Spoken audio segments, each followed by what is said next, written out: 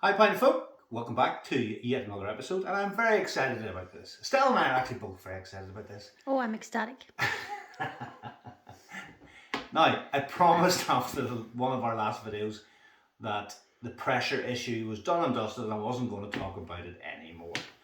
But I'm quite happy to admit that I lied because it's been bothering me, especially for you guys. I mean, I want to get my beers right, but I also want to help you guys get your beers right. And I saw stuff during the week. There's a poor fella, I've mentioned in one of the other videos, he had a pint or two, followed the instructions to the absolute guideline, and brewed, stuck his pinter in the fridge, and it exploded. All 10 pints over the fridge. It actually blew the door wide open, and beer all over his carpet and everything, and just not good. So this is not all Pinter 2s. Please, this is if you have the symptoms of a sweet brew, far too fizzy, over-carbonization, just it not working out, try this. I'm not saying they're all the same. I'm not saying I know everything. I'm just a Pinter brewer like you guys. I'm not a pro. Try it.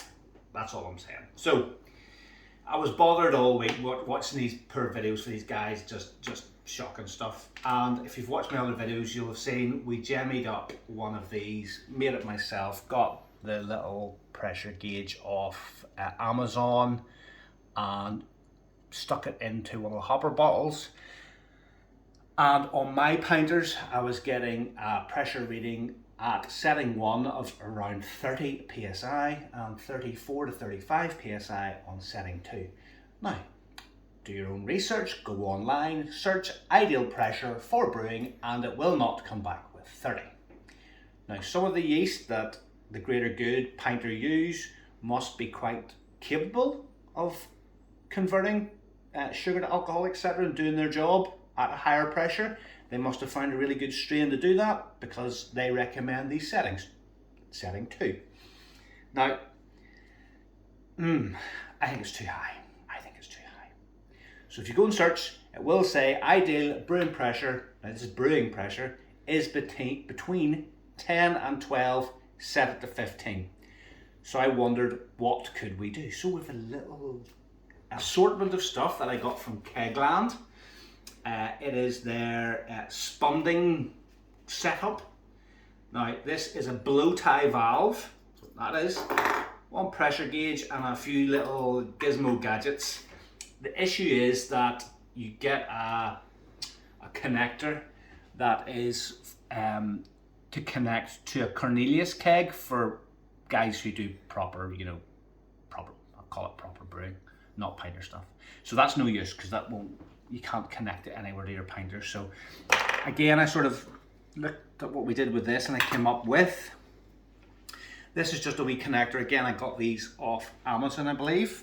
See the connector. So, little connector with a sort of normal push-in connection. So you put all the links to these in your description. I'll try and put the links down below. So that goes into that, which then goes into the T-piece. That's connected.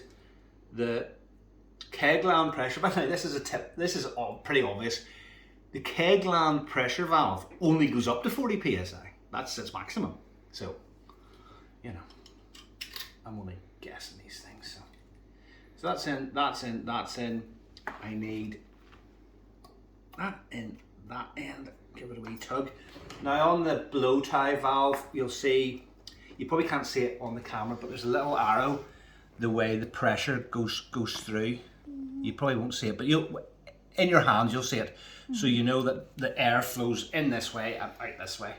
So you want to be connecting that to your spunding valve, and literally it's just an open and close valve. So this is the way, hopefully, now I've just put this together for the first time, guys, so forgive me if it looks absolutely rubbish. So when I'm brewing, I'm going to screw the hopper bottle into my keg while it's brewing. I'm going to tighten up the setting probably to 3 because we're not going to be using it anymore. All the pressure is going to be regulated via the hopper port. So that's going to be screwed in. And for the first days of brewing, I am gonna set that so that it's at 15 psi, which is about there, just by adjusting this and letting pressure out. I was gonna say, how do you set it? So you just screw that Yeah, with so anything? once the beer starts brewing, the pressure's going to build up and this gauge is going to go way up.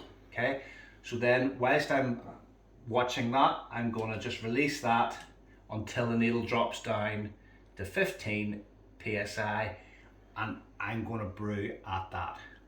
And what I'm going to do is we're going to do, and guys, of all horrors, we're going to brew short times, because if the yeast are happy and if they're doing what they should do, you shouldn't need to do the longer brewing times, because it's the pressure in P2, I believe, that's slowing the brewing down, or indeed even stopping it, hence why everybody's having to do the longer times. So we're going to do short time on 4 saisons, and we're going to brew it and see what it comes out like. So this is our, we shouldn't, by the way, we shouldn't have to do this. It should do what it says on the tin. If it says brew setting 2 on the front of your press, that's what you should do that. And it should be like P1, put it in, you go through all the rigmarole of sanitizing and doing it right, but you should be able to fire and forget. Just leave it in the corner and brew it. Enjoy your beer, not all this faffing around, keeping an eye on pressures. So, I'm going to post this now, and then we're going to do another video in probably 7 days, in a week's time, next Saturday. Because we've done short times, and we're going to pour 4 saisons and see what it tastes like. Thanks for watching, like and subscribe, because the more you guys like and subscribe, we can come up with and pay for to do crazy arse shit like this. So, I know I swore. Thanks for watching, guys, and we'll see you all soon in the next video.